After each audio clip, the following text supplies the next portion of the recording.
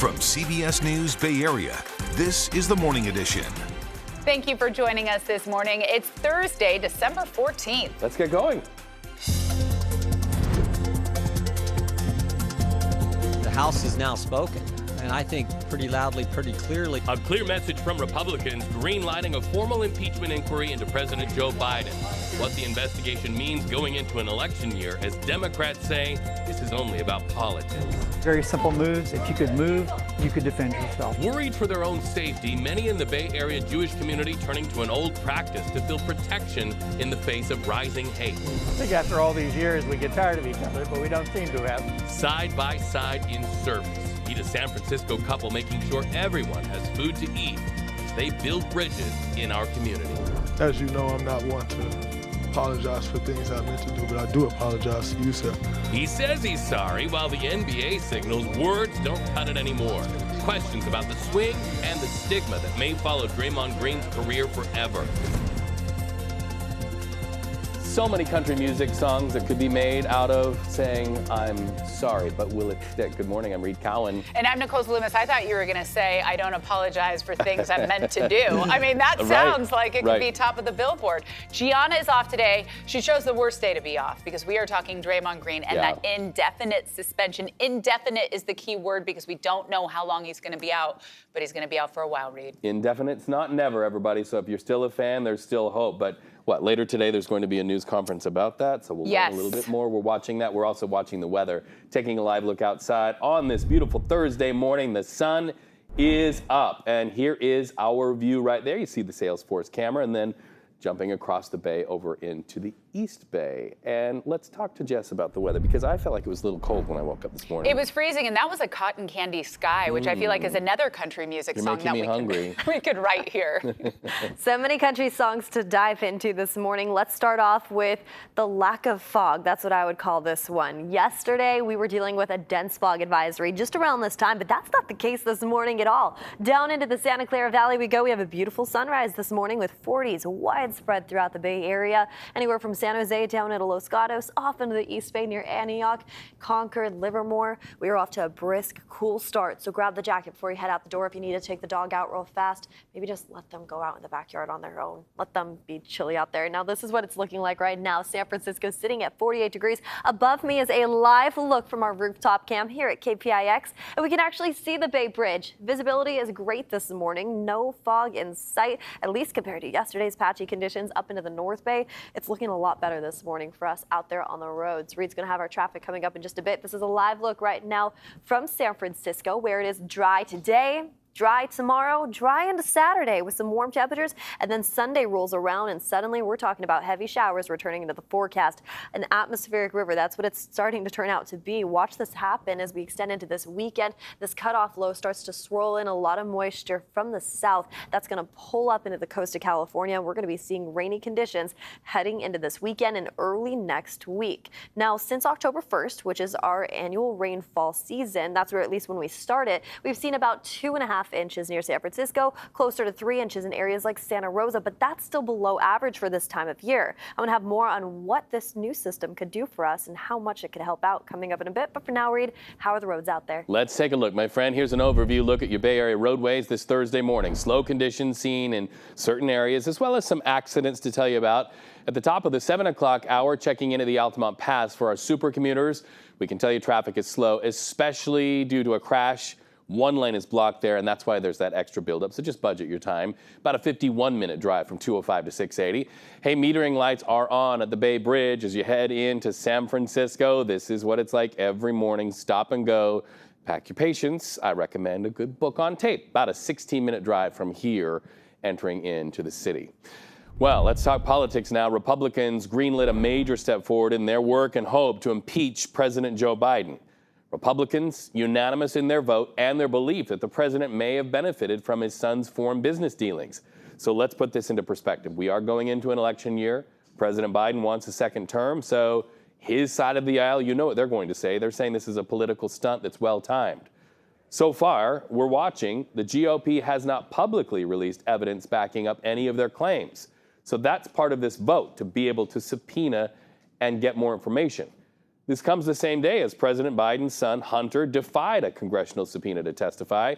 He's making it very clear by this morning, if he does testify, he wants it to not be in a closed-door hearing. He wants it out in the open and public so everybody can hear what he has to say.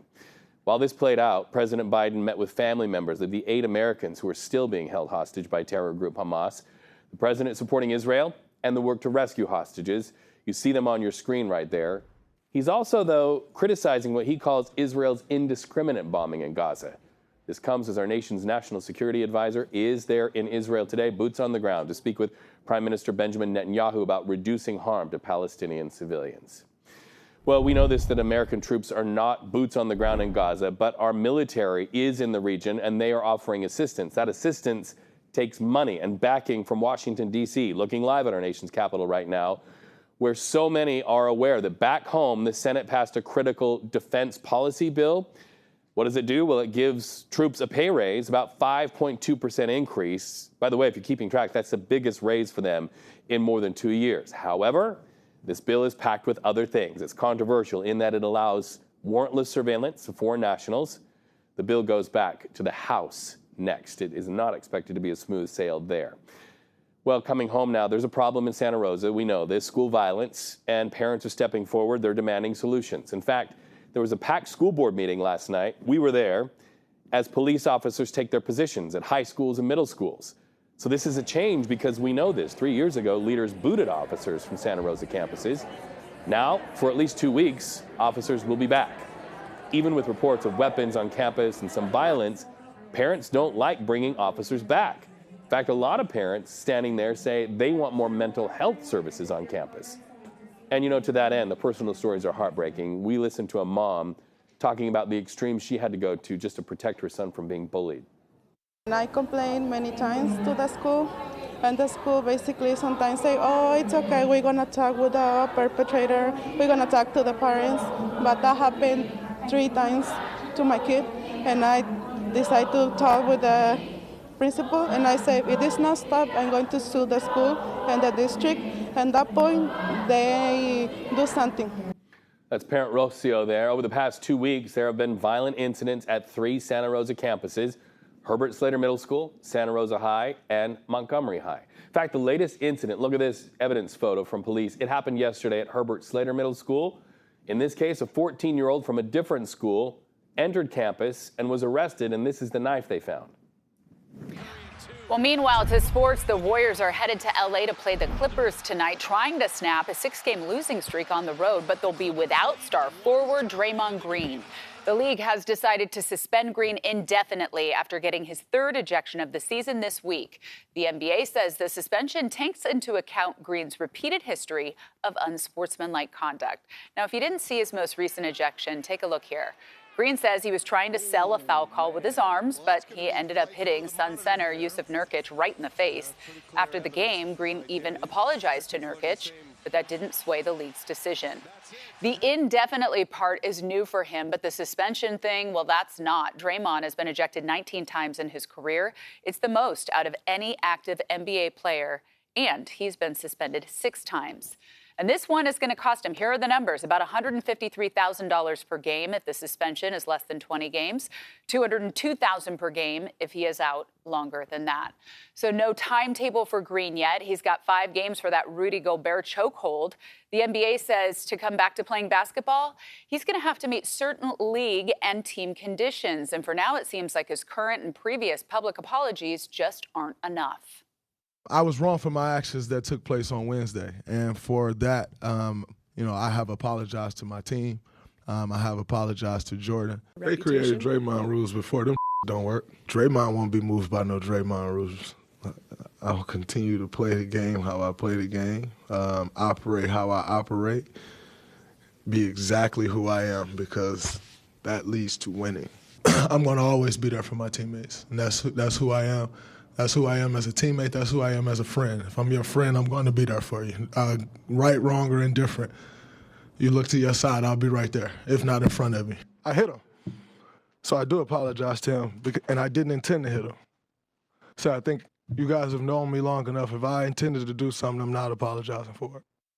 Losing the team's defensive anchor will only add to the Warriors' issues going forward, so we're going to have to see how the Dubs respond. Sean Shitness is live from Chase with a look at Draymond's future and how the fan base feels about this latest incident. Sean, good morning to you once again. His antics are nothing new, but this indefinite suspension is, and I know a lot of fans are upset about that.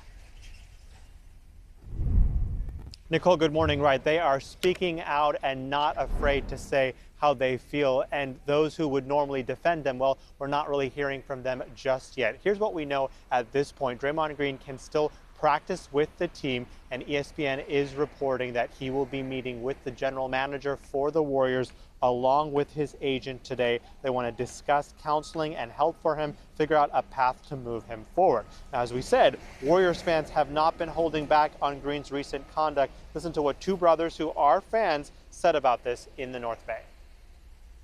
You oversold it, exaggerating like completely. You could have fallen forward. You could have done anything else, but that 360 haymaker, just no. I didn't really mind his behavior when he was playing well, right? But the thing is he hasn't been playing well for quite a while. So what might his defenders say? Well, they would probably point out that the team potentially could be hurt by missing out on his defense and playmaking, something that we have noticed this season when Draymond is not in the game, and all of that adding to where the team is right now, currently ranked 11th in the Western Conference. Nicole, back to you.